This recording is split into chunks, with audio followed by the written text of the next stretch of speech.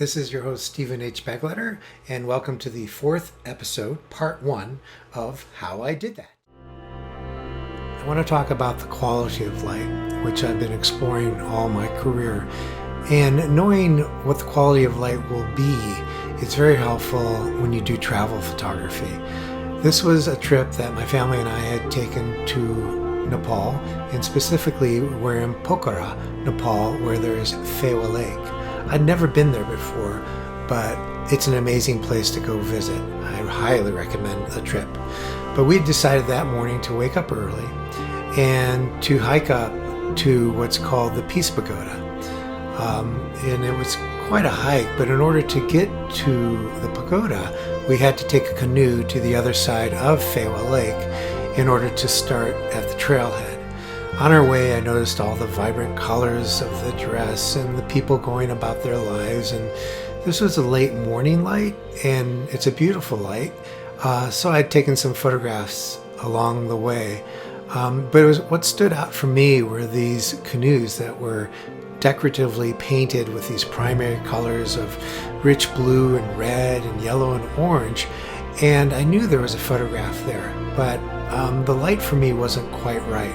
So on our hike up to the Peace Pagoda, I was hoping that as the day progressed and the evening came upon us, that it would become cloudy, which you would think wouldn't be that great of lighting for an image, but I wanted to get the orange clouds around the lake.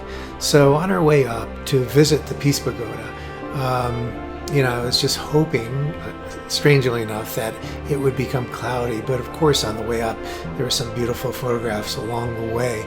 And you can see this photograph of the actual Peace Pagoda, which is amazing, well worth going to.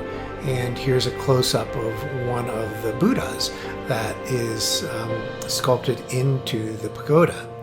So, after our trip around and on our way down, I actually photographed this Nepalese woman who was on her way up. One thing I learned about being in Nepal is you never have any flat surfaces. So you're either walking up or down, which is great because it makes you really strong. But coming down, I started seeing the clouds coming in, and we're back in the canoe and coming back to the mainland. And I started seeing these boats, and I was so excited because it was cloudy, and I knew that the orange was there, although I couldn't see it because I photographed, or I couldn't see it in my camera because I photographed in RAW, which is unprocessed.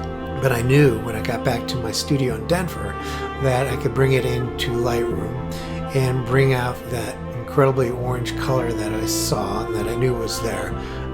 And this is what I ended up with. So in the next segment, I'm going to talk about how I did this process in post-production in Lightroom. So enjoy your fourth, and I look forward to hearing back from you. So please subscribe to my channel.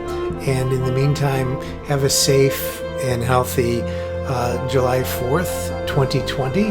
And thanks for tuning in.